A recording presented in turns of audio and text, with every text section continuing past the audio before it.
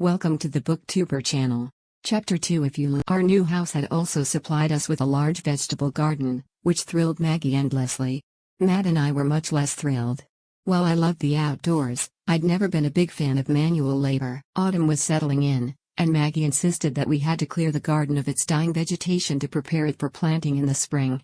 She used words like rototiller and mulch, and I hoped Matt would deal with them. When it came to work, I usually just handed Matt the necessary tools and kept him company. "So when are you hauling out the rototiller?" I asked, watching as Matt tore up dead vines. I'm not sure what it used to be, but it reminded me of grapevines. While Matt pulled things up, my job was to hold the wheelbarrow so he could throw them in. "So we don't have a rototiller." He gave me a look as he tossed the dead plants into the wheelbarrow. You could be helping me with this. You don't need to physically hold that at all times. I take my job very seriously, so I think it'd be better if I did, I said, and he rolled his eyes. Matt continued grumbling, but I tuned him out. A warm fall breeze blew over us, and I closed my eyes, breathing it in. It smelled wonderfully sweet, like fresh cut corn and grass and wet leaves. A nearby wind chime tinkled lightly, and I was dreading winter would come and take this all away. I'd been lost in the moment, enjoying the perfection, but something snapped me out of it. It was hard to describe exactly what it was, but the hair on the back of my neck stood up. The air suddenly felt chillier, and I knew somebody was watching us. I looked around, trying to see who it was, and this weird fear ran over me. We had a privacy fence on the back of the yard, and a thick row of hedges blocking our house on either side. I scanned both of them, searching for any signs of crouching figures or spying eyes. I didn't see anything, but the feeling didn't go away. "If you're gonna be out here, you should at least wear shoes," Matt said, pulling me from my thoughts. He stood up, stretching his back, and looked at me. "Wendy?" "I'm fine," I answered absently. I thought I saw movement around the side of the house, so I went over there. Matt called my name, but I ignored him. When I rounded the house, I stopped short. Finn Holmes stood on the sidewalk, but oddly enough, he wasn't looking at me. He was staring at something down the street, something out of my sight. As strange as it sounds, as soon as I saw him, the anxiety I'd felt started to subside. My first thought should have been that it was him, since he was the one that always stared at me in such a creepy fashion, but it wasn't. Whatever I'd felt in the backyard, that wasn't him. When he stared, he made me self-conscious. But this made my skin crawl. After a second, Finn turned to look back at me. His dark eyes rested on me a moment, his face expressionless as always. Then, without saying a word, he turned and walked off in the direction he'd been staring. "Wendy, what's going on?" Matt asked, coming up behind me. "I thought I saw something," I shook my head. "Yeah?" He looked at me hard, concern etched in his eyes. "Are you okay?" "Yeah. I'm fine." I forced a smile at him and turned to the backyard. "Come on. We've got a lot of work to do if I'm gonna make it to that dance." "You're still on that kick?" Matt grimaced. Telling Maggie about the dance may have been the worst idea I've ever had, and my life is made up almost entirely of bad ideas. I hadn't wanted to go, but as soon as she'd heard about it, she decided it would be the most fantastic thing ever. I'd never gone to a dance before, and she was so excited about it. I let her have this small victory. With the dance at 7, she figured she had enough time to finish the coat of paint in the bathroom. Matt started to voice his complaints, but Maggie shut him down. To keep him from getting in her way, she commanded him to finish the yard work. He complied only because he knew that there was no stopping Maggie anymore. Despite Matt's attempts to slow us down, we finished the garden in record time, and I went inside to get ready. Maggie sat on the bed and watched me as I rummaged through my closet, offering suggestions and comments on everything. This included an endless stream of questions on Finn, and Matt would grunt or scoff every now and then at my answers, so I knew he was listening nearby. Once I had decided on a simple blue dress that Maggie insisted looked amazing on me, I let her do my hair. My hair refused to listen to anything I tried to do it, and while it wasn't exactly obedient for Maggie, she outwitted it. She left some of it down, so the curls would frame my face, and pulled the rest of it back. When Matt saw me, he looked really pissed off and a little odd, so I knew that I must look pretty awesome. Maggie gave me a ride to the dance, because we both weren't convinced that Matt would let me out of the car. He kept insisting on a 9 o'clock curfew, even though the dance went until 10, even as Maggie and I walked out the door. I thought I'd be back well before that, but Maggie told me to take all the time I wanted. My only experience with dances was what I had seen on TV, but it really wasn't that far off. The theme appeared to be crepe paper in the gymnasium, and they had mastered it perfectly. The school colors were white and navy blue, so white and navy blue streamers covered everything, along with matching balloons. For romantic lighting, they had strung everything with white Christmas lights. Refreshments covered a table on the side, and the band playing on the makeshift stage under the basketball hoop wasn't that bad. Their set list appeared to include only songs from the films of John Hughes, and I came in the middle of a weird science cover.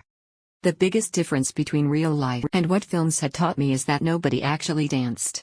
A group of girls stood directly in front of the stage, swooning at the lead singer, but otherwise, the floor was mostly empty. People sat scattered all over the bleachers, and I attempted to fit in, so I sat on the first row.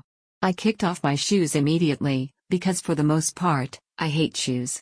With nothing else I resorted to people watching. As the night wore on, I found myself feeling increasingly lonely and bored. Kids had actually started dancing as the gymnasium filled up, and the band moved on to some kind of Tears for Fears medley. I had decided that I'd been here long enough, and I planned on making my escape when Finn finally pushed through the doors. Wearing a slim-fitting black dress shirt and dark jeans, he looked good. He had the sleeves rolled up and an extra button undone on his shirt, and I wondered why I had never realized how attractive he looked before. His eyes met mine, and he walked over to me, surprising me with his obvious attempts at interaction. As often as he seemed to be watching me, he never initiated contact with me. Not even today, when he'd walked past my house. "I didn't peg you for the dancing kind," Finn commented when he reached me. "I was thinking the same thing about you," I said, and he shrugged. Finn sat down on the bleachers next to me, and I sat up a bit straighter. He glanced over at me but didn't say anything. Already, he looked annoyed and he'd just gotten here. An awkward silence settled over us, and I hurried to fill it. "You arrived awfully late to the dance. Couldn't decide what to wear?" I teased. "I had stuff with work," Finn explained vaguely. "Oh? Do you work somewhere near my house?" I asked, plundering on ahead with this failed conversation. "Something like that," Finn sighed. Eager to change the subject, he looked over at me. "Have you been dancing?" "Nope," I said. "Dancing is for suckers. Is that why you came to a dance?" Finn looked down at my bare feet. "You didn't wear the right shoes for dancing. You didn't even wear the right shoes for walking."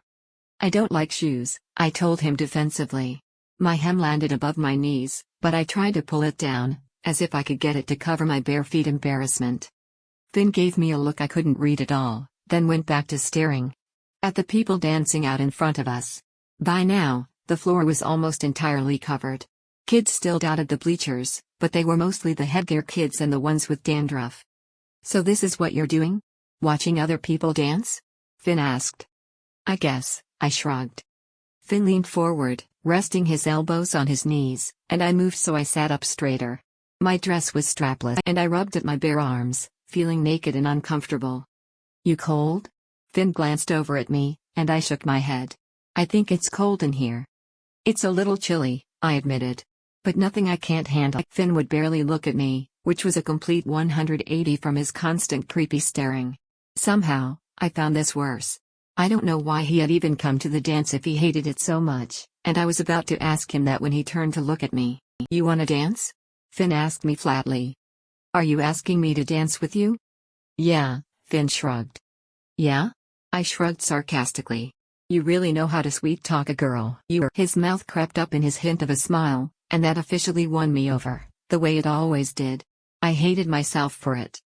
"Fair enough." Finn stood up and extended his hand to me. "Would you, Wendy Everly, care to dance with me?" "Sure." I placed my hand in his, trying to ignore how warm his skin felt and the rapid beating of my own heart, and got to my feet. Naturally, the band had just started playing If You Leave by OMD, making me feel like I had walked into a perfect movie moment. Finn led me to the dance floor, and he placed his hand on the small of my back. I put one hand on his shoulder, and he held my other hand. I was so close to him, I could feel the delicious heat radiating from his body. His eyes were the darkest eyes I had ever seen, and they were looking at only me. For one unspoiled minute, everything in life felt perfect in a way that it never had before. Like there should be a spotlight on us and we were the only two people in the world. Then something changed in Finn's expression, something I couldn't read, but it definitely got darker. "You're not a very good dancer," Finn commented in that emotionless way he did. Thanks? I said unsurely. Mostly just swaying in a small circle, and I wasn't sure how I could screw that up, and we seemed to be dancing the exact same way as everyone else. Maybe he was joking, so I tried to sound playful when I said, "You're not that great yourself." "I'm a wonderful dancer," Finn replied matter-of-factly. "I just need a better partner." Okay. I stopped looking up at him and stared straight ahead over his shoulder. I don't know what to say to that. Why do you need to say anything to that? It's not necessary for you to speak incessantly. Although, I'm not sure you've realized that yet. Finn's tone had gotten icy, but I still danced with him because I couldn't come up with enough sense to walk away. I've barely said anything. I've just been dancing with you. I swallowed hard and didn't appreciate how crushed I felt. What? And you asked me to dance? It's not like you're doing me a favor. Oh come on, Finn disparaged me with an exaggerated eye roll. The desperation was coming off you in waves. You were all but begging to dance with me. I am doing you a favor. Wow.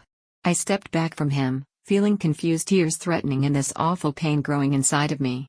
I don't know what I did to you. His expression softened, but it was too late. Wendy. No. I cut him off. I had started shouting, and everyone around us had stopped dancing to stare at us, but I didn't care. You are a total dick. Wendy. Finn repeated, but I turned and hurried through the crowd.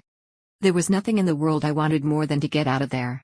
Patrick, a kid from biology class, stood by the punch bowl, and I rushed over to him. We weren't friends, but he'd been one of the few kids here that had been nice to me. When he saw me, he looked confused and concerned, but at least I had his attention. I want to leave. Now, I hissed at Patrick. What? Before Patrick could ask what happened, Finn appeared at my side. Look, Wendy, I'm sorry, Finn apologized sincerely, which only pissed me off more. I don't want to hear anything from you. I snapped and refused to look at him. Patrick looked back and forth between the two of us, trying to decipher what was going on. Wendy, Finn floundered. I didn't mean. I said I don't want to hear it. I glared at him, but only for a second. Maybe you should let the guy apologize, Patrick suggested gently. No, I shouldn't. Then, like a small child, I stomped my foot. I want to go. Finn stood just to the side of us, watching me intently. I clenched my fists and looked at Patrick directly in his eyes. I didn't like doing this when people watched, but I had to get out of here. I kept chanting what I wanted over and over in my head. I want to go home, just take me home, please, please, just take me home. I can't be here anymore. Patrick's expression started to change. His face relaxed and got far away. Blinking, he just stared blankly at me for a minute. I think I should just take you home, Patrick said groggily. What did you just do? Finn asked, narrowing his eyes. My heart stopped beating, and for one terrifying second, I was certain he'd know what I'd done.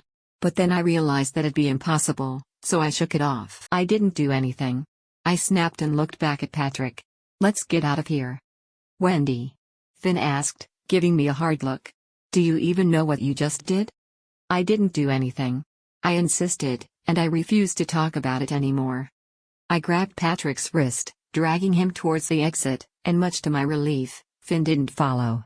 In the car, Patrick tried to ask me what had happened with Finn, but I wouldn't talk about it. He drove around for a while, so I was reasonably calm by the time I went home, and I couldn't thank him enough for it. Matt and Maggie were waiting by the door for me, but I barely said a word to them.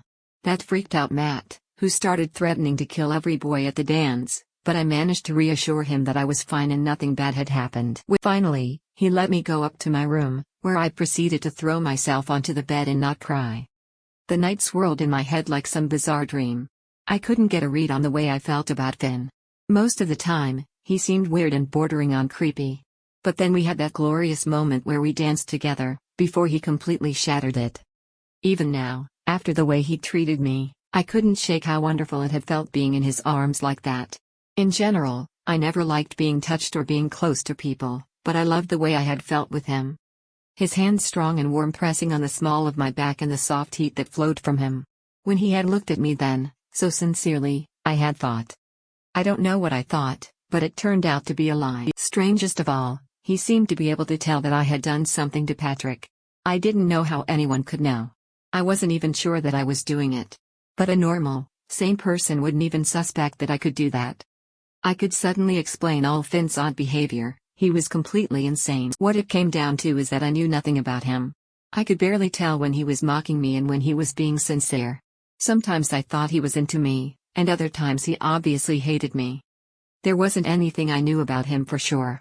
Except that despite everything, I think I was starting to like him. Sometime in the night, after I had changed into sweats and a tank top, and after I had spent a very long time tossing and turning, I must have finally fallen asleep. When I woke up, it was still dark out, and I had drying tears on my cheeks. I had been crying in my sleep, which seemed unfair since I never let myself cry when I was awake. I rolled over and glanced at the alarm clock. Its angry numbers declared it was a little after 3 in the morning, and I wasn't sure why I was awake. I flicked on my bedside lamp, casting everything in a warm glow, and I saw something that scared me so badly, my heart stopped.